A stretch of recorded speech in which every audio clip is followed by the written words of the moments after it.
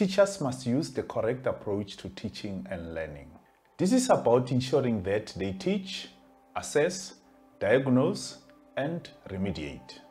Based on the area of weakness or misunderstanding, a targeted remediation approach must be employed on the learners who performed poorly on the task administered. A one-size-fits-all approach or one blanket approach usually does not produce effective results when working with learners that have academic challenges.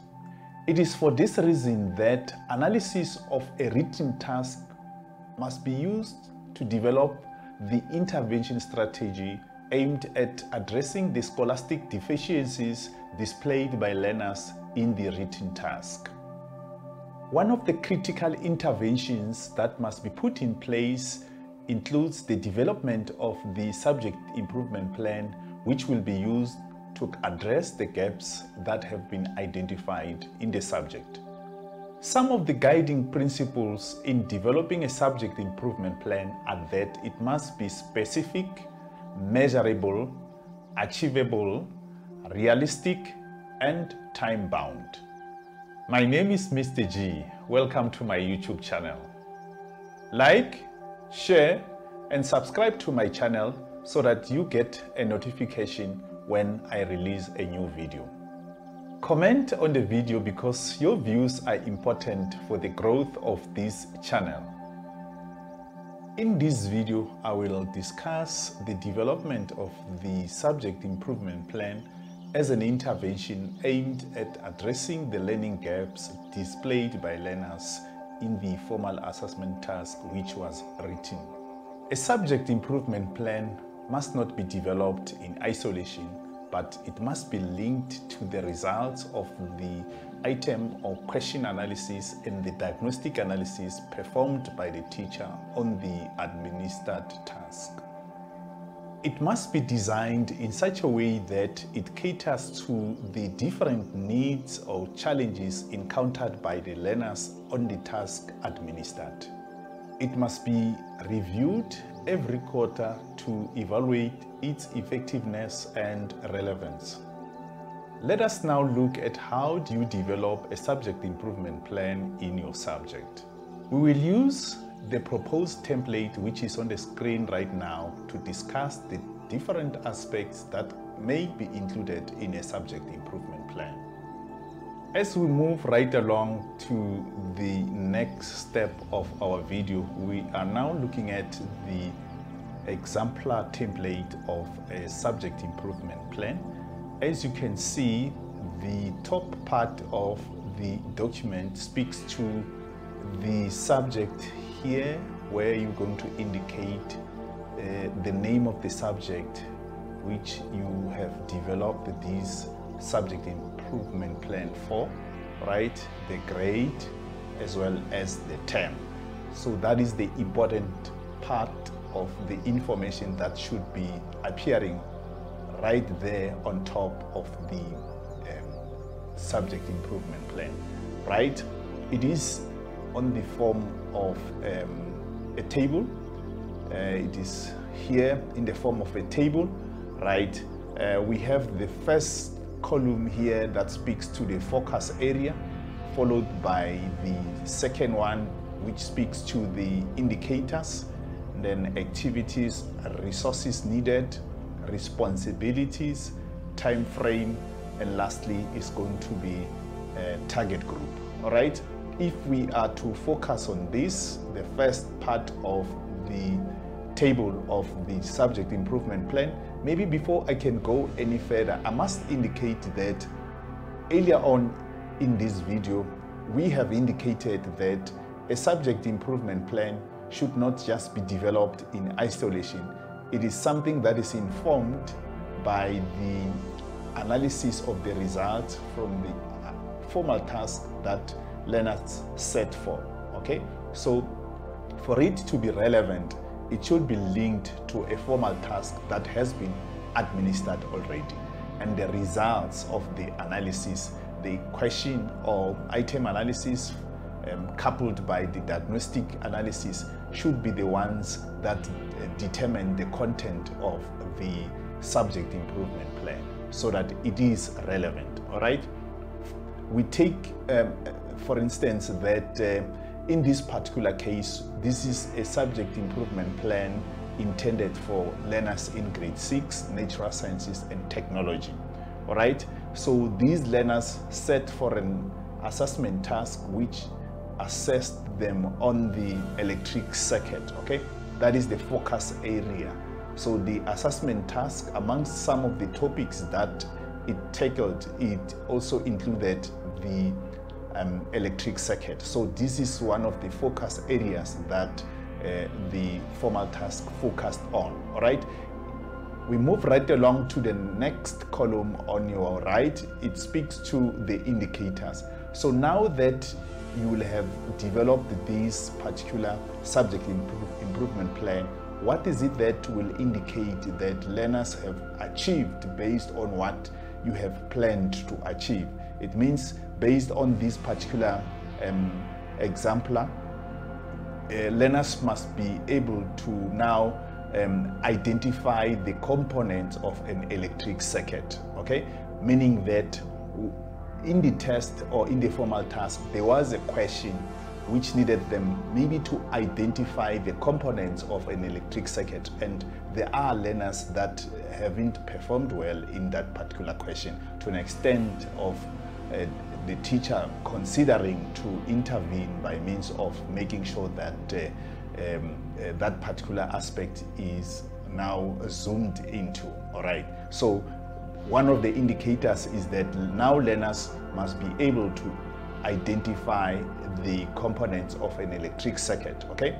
And amongst other things that will be considered as an indicator of an improvement coming from the subject improvement plan, that will be determined by when learners are able to define what an electric circuit is. Okay, so possibly there has been a definition that was asked in the question paper which needed learners to define what an electric circuit is. So there are those that never did well in this particular question based on the question analysis. So the indicator will be that of them now being able to define what an electric circuit is. Right, moving right along, in terms of the activities, what is it that the teacher will be doing in terms of implementing this subject improvement plan? All right, based on the topic that was assessed, the teacher here will be re-explaining the concepts. Okay, like for instance, the very same concept of what an electric circuit is. So it means that this is going to be the time at which the teacher now begins to explain once more again as to what is it that is meant by an electric circuit. And this time around, we'll see a situation whereby there is some sort of simplification of the language that is being used to define what this term is. Okay, because earlier on maybe learners haven't understood. So if we still use the same terminology or the same explanation, it means we're still gonna continue to have learners that don't understand what an electric circuit is. So therefore, this time around, as part of the activities that will be performed by the teacher, it will be the simplification of the language that is being used. Okay, right, followed by the use of concrete and simplified examples. Okay, so if we are to talk about an electric circuit, okay, what are the concrete examples that the teacher will be using as compared to the ones that have been used earlier on that learners didn't understand? So we don't have to have a situation whereby the same examples are being used for the mere fact that learners haven't done well in the formal task when they were asked about those. It means they haven't understood. So therefore, that means that there is a need for now to explore other avenues in terms of the explanation of these concepts. Okay, then moving right along, the next one is to find himself or herself conducting practical experiments. Okay, so sometimes some of the concepts might be better explained by conducting an experiment of some kind, which will come up with concrete evidence of the outcome of that particular experiment. So as part of the subject improvement plan, there could be a situation whereby in order to improve on the learner performance, the teacher finds himself or herself conducting an experiment with the view of improving the understanding from the learners, okay? And then the next thing that the teacher might also explore is the one of using audiovisual materials, okay? This could be about creating a situation whereby learners now listen to an audio of some kind, which is maybe explaining some of the concepts or some of the occurrences in the topic that the teacher has tackled in the class. Or this might also include now having a video of some kind which will have audio and some visuals that learners will be able to view and watch and have a better understanding in order to break that particular situation of having things just being imagined without seeing them concrete. But a video can also break the monotony of just having to theorize some of the things. And then you find yourself that now learners can see concrete things happening, then that will enhance their understanding. So these are some of the activities that the teacher will be employing in terms of implementation of the subject improvement plan. Right, moving right along, when we move to the right, now we talk about the resources that will be needed. What are the resources that the teacher will need towards the implementation of the subject improvement plan? Things that will be used, it might include things like worksheets or revision exercises that learners will be writing based on the topics that they've never done well as and when they wrote the assessment task. So these are the resources that a teacher can explore in terms of using them during the implementation of the subject improvement plan. Of course, these are not limited to the ones that are here. These are just the suggested ones that can be used, okay? Moving right along to the right, we now have the responsibility, all right? Whose responsibility is it now to implement or to develop this subject improvement plan? Of course, this is going to be the subject teacher doing it, okay? The subject teacher, after having done the analysis of learners' results, will after then develop a subject improvement plan which is aimed towards the improvement of learner performance. Okay, so the teacher is the one responsible for that. Of course, the HOD will be monitoring the implementation of the subject improvement plan, right? Moving right along, time frame, okay? We have mentioned earlier on that it must be time bound. So it's not gonna be fair that it is just a subject improvement plan which is left open.